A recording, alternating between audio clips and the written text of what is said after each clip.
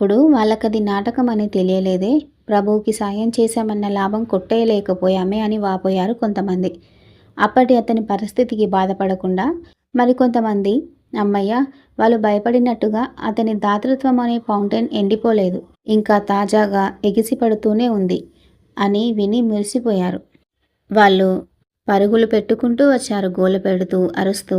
అంత గౌరవనీయుడైన స్నేహితుడు నోరు విప్పి సహాయం చేయమని అడిగితే అతనికి సహాయం చేయలేని దుస్థితిలో ఉన్నందుకు బాధతో, సిగ్గుతో బిక్క చచ్చిపోయామన్నారు. కానీ టీమన్ అలాంటి చిన్న చిన్న విషయాల గురించి ఆలోచించవద్దని, తానెప్పుడో ఆ సంగతి పూర్తిగా మరిచిపోయానని అన్నాడు. అతని ప్రాపకం కోసం ప్రాకులాడే ఈ డబ్బున్న వాళ్ళు అతని కష్టకాలంలో తన్ని చీకొట్టినా మళ్ళీ అతనికి ఐశ్వర్యం తిరిగి వచ్చిందన్న మెరుపు మెరిసేసరికి వాళ్ళు మెరుపులా తిరిగొచ్చేశారు. ఇటువంటి అవకాశవాదులు డబ్బున్న వాళ్ళ చుట్టూ తిరిగినంతగా పక్షులు కూడా అంత ఇష్టంగా వేసవి కాలంలో రావేమో. అలాగే అతని పరిస్థితి తారుమారవుతోందని తెలిసిన మరుక్షణం ఎగిరిపోయినట్టుగా శీతాకాలంలో ఎగిరిపోవేమో. అటువంటి వేసవి కాలపు పక్షులు మనుషులు.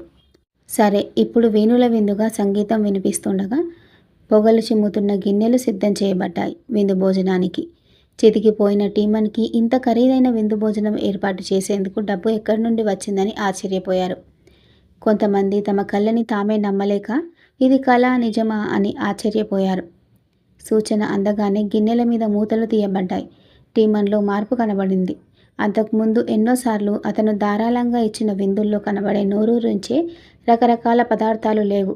వాళ్ళు ఎదురు చూసినట్టుగా మూతల కింద ఉన్న ఈ గిన్నెల్లో టీమన్ ప్రస్తుత బీదరికానికి అనుగుణంగా ఉంది.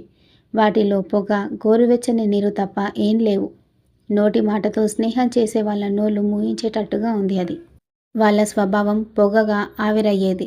వాళ్ళ హృదయాలు గోరువెచ్చని జారిపోయే నీరులా ఉన్నాయి. కాబట్టి చక్కగా సరిపోయింది అతని ఆహ్వానం.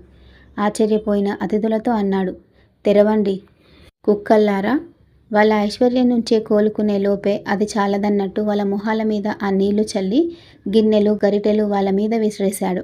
ప్రభువులు, స్త్రీలు అందరూ వాళ్ళ టోపీలని హడావిడిగా తీసుకొని పరుగులు. అంతటా కంగారు. టీమన్ వాళ్ళ వెనుకే పరిగెడుతూ వాళ్ళని నిందిస్తున్నాడు. చిరునవ్వులు చిందించే పరాన్న జీవులు, మర్యాద అనే మేలుముసుగులో నాశనం చేసేవాళ్ళు, నటించే తోడేళ్ళు, మృదువుగా కనబడే ఎలుగుబంట్లు, డబ్బు మదం ఉన్నవాళ్ళు, విందు కోసం వచ్చే స్నేహితులు, బెల్లం చుట్టూ ముసిరే ఈగలు అతన్ని తప్పించుకోవడానికి గుంపుగా బయటపడ్డారు. వచ్చినప్పటికన్నా తప్పించుకున్నందుకు సంతోషించారు. కొంతమందికి ఆ హడావిడిలో వాళ్ళ గౌనులు, టోపీలు పోయాయి. కొంతమందికి నగలు పోయాయి. ఏది ఏమైనా ఈ పిచ్చివాణ్ణి సన్నిధి నుంచి, అతనిచ్చిన విందు కాని విందు గొడవ నుంచి బయటపడ్డందుకు ఊపిరి పీల్చుకున్నారు. టీమన్ ఇచ్చిన ఆఖరి విందు ఇది. దీంట్లో అతను ఎథెక్స్కి, మనుషుల సహనానికి వీడుకోలు చెప్పాడు. దాని తర్వాత అతను అడవులకు వెళ్ళిపోయాడు. తాను ద్వేషించే ఊరికి, మొత్తం మనుష్య జాతికి వీపును చూపిస్తూ. ఈ దారుణమైన పట్టణపు గోడలు కూలిపోవాలి. ఇంటి కప్పులు ఇంట్లో వ్యక్తుల మీద పడిపోవాలి. మనుషులని బాధించే అనేక విపరీతాలు, యుద్ధం, గొడవలు, బీదరికం, రోగాలు ఆ ఊరి ప్రజలను కమ్మేయాలి. న్యాయం చేకూర్చే దేవతలు ఎథెక్స్ నగర వాసులందరినీ, యువకులని, వృద్ధులని, పెద్ద చిన్నాలని తుడిచిపెట్టాలి. అలా అనేక విధాలుగా శపిస్తూ అడవిలోకి వెళ్ళాడు. మనుష్య జాతి కన్నా అత్యంత క్రూరముఖం కూడా దయగానే ఉంటుందన్నాడు. మనిషిగా ఏ చిహ్నాలు మిగలకూడదని బట్టలు విడిచి నగ్నంగా తయారయ్యాడు. తాను జీవించడానికి ఒక గుహ తవ్వుకొని అందులో ఒంటరిగా అడవి మృగంగా జీవించసాగాడు. కందమూలాలు తింటూ, నీళ్లు తాగుతూ, మనిషిని ఆమడ దూరంలో చూస్తే పారిపోతూ, క్రూర మృగాలతో కలవటానికి ఇష్టపడుతున్నాడు. అవి మనిషి కన్నా తక్కువ హాని చేస్తాయి, ఎక్కువ స్నేహపూరితంగా ఉంటాయి కాబట్టి. టీమన్ ప్రభువు ఐశ్వర్యవంతుడు. టీమన్ ప్రభువు మానవాళికి కంటి వెలుగు స్థాయి నుంచి టీమన్ నగ్నమూర్తి, టీమన్ మనుష్యోద్దేశిగా ఎంతగా మారాడు. ఏరి అతని భట్రాజులు ఇప్పుడు, ఏరి అతని అనుచరులు, సైన్యం, చల్లని గాలి, సవ్వడి చేసే సేవకులు అవుతాడా? అతని అంతఃపురంలో సేవకుడిగా అతనికి వెచ్చదనం కలగటానికి తొడుగుతాడా చొక్కా? గుడ్లగూబ కన్నా ఎక్కువ వయసు ఉన్న నిటారుగా నిలిచిన చెట్లు యవ్వనంలోకి మారి అతను చెప్పిన పనుల మీద పరుగులు తీసే బంట్లలాగా పనిచేయగలవా? శీతాకాలంలో గడ్డ కట్టుకుపోయిన సెలయేరు అతనికి రాత్రి భోజనం ఎక్కువయి అనారోగ్యం చేస్తే వెచ్చటి సూపు గాని, మందు గాని ఇవ్వగలదా? ఈ అడవిలో జీవిస్తున్న జీవరాశులు వచ్చి అతని చేయి నాకి పొగడ్తలు కురిపించి వెళ్తాయా? ఇక్కడ ఒకరోజు అతనికి ఆహారమైన కందమూలాల కోసం తవ్వుతుంటే అతని గుణపానికి ఏదో బరువుగా తగిలింది. అవి లంకె బిందెలు. పాపం ఎవరో లోబి బహుశా ఏ గొడవల్లోనో ఇక్కడ పాతిపెట్టి ఉంటాడు. మళ్ళీ ఎప్పుడో వచ్చి వీటిని విడిపించుకు వెళ్దామనుకొని ఉంటాడు. కానీ బహుశా అవకాశం చిక్కకుండానే మరణించి ఉండవచ్చు. వేరే ఎవరికీ చెప్పినట్టు లేడు ఈ రహస్యాన్ని గురించి. అందుకని అవి ఒబ్బిడిగా అసలు ఎక్కడి నుంచో రానట్టుగా నేల తల్లి కడుపులో ముడుచుకొని పడుకొని ఉన్నాయి. ఎవరికి మంచి కానీ చెడు కాను చేయకుండా. ఇప్పుడు అనుకోకుండా టీమన్ గుణపానికి తగలడం వల్ల వెలుగులోకి వచ్చాయి. ఇదిగో ఇక్కడ బోలెడు నిధి ఉంది. ఒకవేళ టీమన్కి పాత మనసే ఉండి ఉంటే మళ్ళీ స్నేహితులని భజనగాళ్ళని అది కొనిపెట్టి ఉండేది. కానీ టీమన్కి ఈ అబద్ధపు ప్రపంచం అంటే రోత పుట్టింది. బంగారాన్ని కళ్ళ చూస్తేనే విషంలా ఉంది అతని ప్రాణానికి. మళ్ళీ భూమిలో దాచిపెట్టేసేవాడే. కానీ బంగారం వల్ల మనిషికి కలిగే అంతులేని కష్టాలు గుర్తొచ్చాయి. బంగారం కోసం మనుషుల మధ్య జరిగే దొంగతనాలు, అనగతొక్కటాలు, అక్రమాలు, లంచగొండితనం, బీభత్సం, హత్యలు ఒక్కసారిగా అతని కళ్ళ ముందు కదలాడాయి. తన తవ్వకంలో బయటపడ్డ ఈ నిధి వల్ల మనుష్య జాతిని నాశనం చేసే హాని ఏదైనా కలగవచ్చని ఊహించుకునేసరికి అతనికి ఆనందం కలిగింది. అతనిలో ఈ జాతి మీద అంత లోతుగా ద్వేషం నిండిపోయింది. అప్పుడే అతని గుహ పక్కగా కొంతమంది సైనికులు వెళ్తున్నారు. వాళ్ళు ఎథెక్స్ కెప్టెన్ అయిన ఆల్చిబీడియస్ సైన్యంలో కొంత భాగమని తెలిసింది. వీళ్ళు ఎథెక్స్లోని అధికారులకి వ్యతిరేకంగా వెళ్తున్నారు. ఎథెక్స్ ప్రజలు వాళ్ళ అధికారులకి, స్నేహితులకి కృతజ్ఞత చూపకుండా విశ్వాసఘాతకులుగా ఉంటారని ప్రతీతి. ఒకప్పుడు ఇదే సైన్యంలో నాయకుడిగా ఆ అధికారుల రక్షణ కోసం తాను వెళ్ళాడు. ఇప్పుడు వీళ్ళు వాళ్ళతో యుద్ధం చేయడానికి వెళ్తున్నారు. టీమన్కి వాళ్ళు చేయబోయే పని నచ్చింది. టీమన్ వాళ్ళ క్యాప్టెన్కి బంగారం ఇచ్చి అతని సైనికులకు పంచమన్నాడు.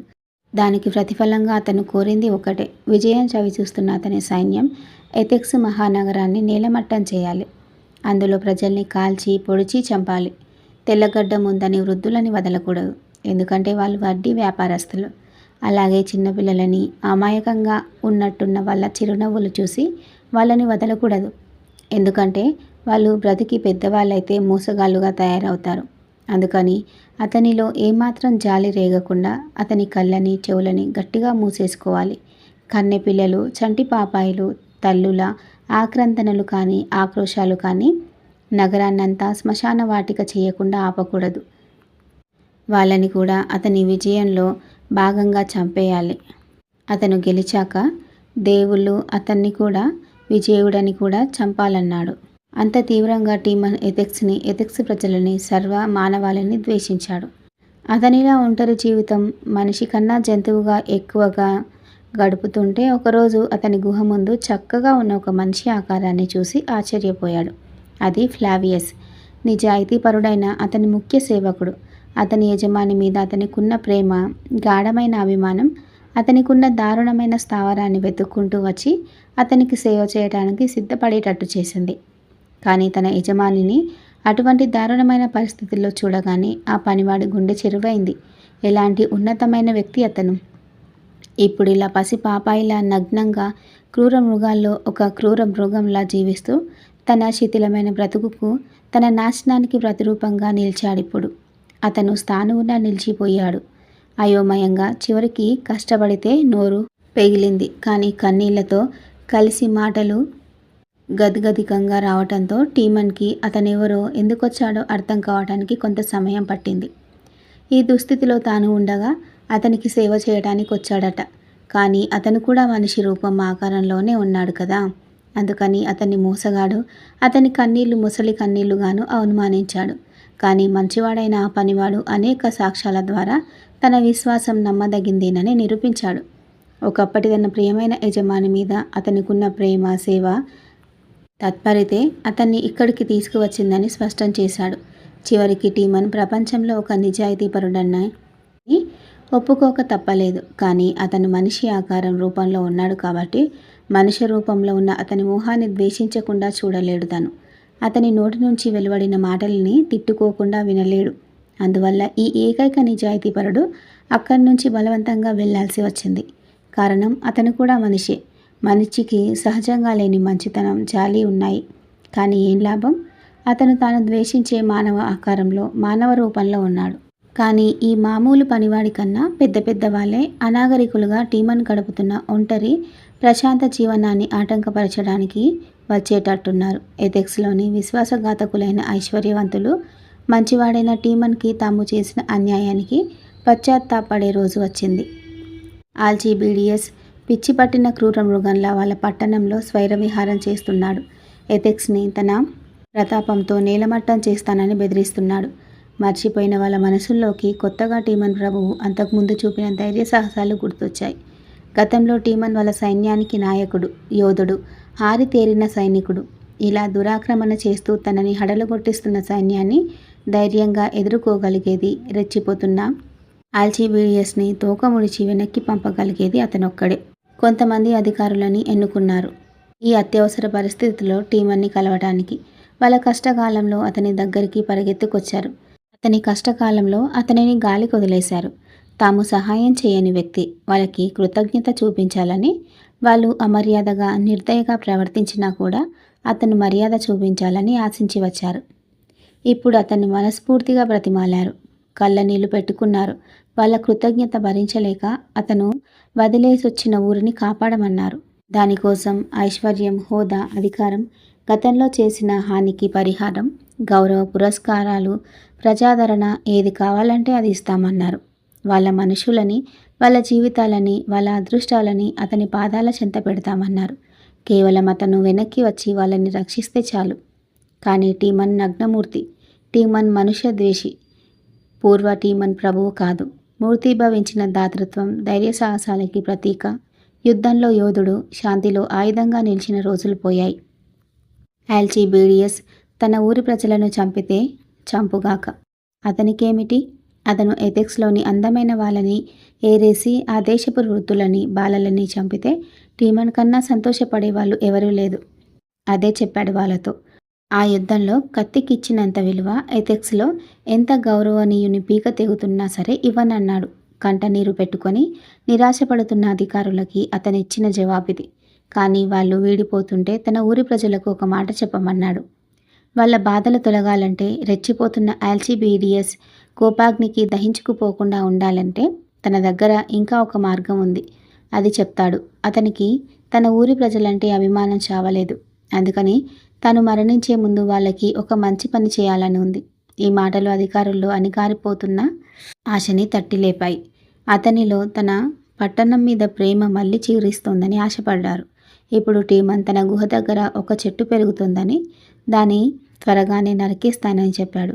అందుకని ఎథెక్స్లో ఉన్న తన స్నేహితులందరినీ, బీద గొప్ప ఎవరైనా ఆహ్వానించాడు. బాధని తప్పించుకోవాలనుకుంటున్న వారెవరైనా సరే వచ్చి తన చెట్టుని కొట్టేసేలోపు దాన్ని రుచి చూడవచ్చు అన్నాడు. అంటే అతని ఉద్దేశం వాళ్ళిక్కడికి వచ్చి ఆ చెట్టు మీద ఉరేసుకొని ఆ విధంగా అక్కడి బాధను తప్పించుకోవచ్చని. టీమన్ మానవాళికి దాతృత్వం చూపిన ఆఖరి సన్నివేశం ఇది. అతని ఊరి ప్రజలు అతన్ని చివరిసారిగా చూసింది అప్పుడే. అది జరిగి ఎన్నో రోజులు కాలేదు. టీమన్ ఉన్న అడవికి దరిదాపుల్లో టీమన్ తరచూ వెళ్తుండే సముద్రపు డొడ్డుకి దగ్గరగా ఒక సైనికుడు ఒక సమాధి చూశాడు. దాని మీద అది మనుష్యద్వేషి అయిన టీమన్ సమాధి అని సూచించే విధంగా రాసి ఉంది. అతను బ్రతికి ఉండగా జీవించి ఉన్న వారందరినీ ద్వేషించాడు. చనిపోతూ మిగిలిన ఉన్న దుర్మార్గులందరినీ ఏదైనా కష్టం వచ్చి ముంచెత్తాలని కోరుకున్నాడు. అతనే కావాలని ఆత్మహత్య చేసుకున్నాడా, లేక అతనికి జీవితం మీద కలిగిన నిరాసక్తి, మానవాళి మీద కలిగిన ద్వేషం ఈ పరిస్థితికి తెచ్చిందా అన్నది స్పష్టంగా తెలియదు. కానీ అందరూ అతని సమాధి మీద మాటలు సరిగ్గా సరిపోయాయన్నారు. అతని ముగింపులో కూడా మార్పు లేదు. మనుష్య ద్వేషిగా జీవించాడు, మనుష్య ద్వేషిగా మరణించాడు. అతని శ్మశానం కోసం సముద్రపు టొడ్డును ఎన్నుకోవటంలో కూడా అతని దురహంకారం ఉందని భావించారు కొంతమంది. మేకవన్నె పులులు, మోసగాళ్ళు అయిన మనుషులు కాచే తాత్కాలికపు ముసలి కన్నీళ్ల మీద ద్వేషం కొద్దీ ఎప్పటికీ అతని సమాధిని తడుపుతూ అనంతమైన సముద్రం అతని గురించి కన్నీళ్లు కారుస్తూనే ఉంటుంది. మరి ఇంతటితో ఈ కథ ముగిసింది. ఇటువంటి మరిన్ని మంచి మంచి కథల కోసం వెంటనే నా ఛానల్ని సబ్స్క్రైబ్ చేయండి.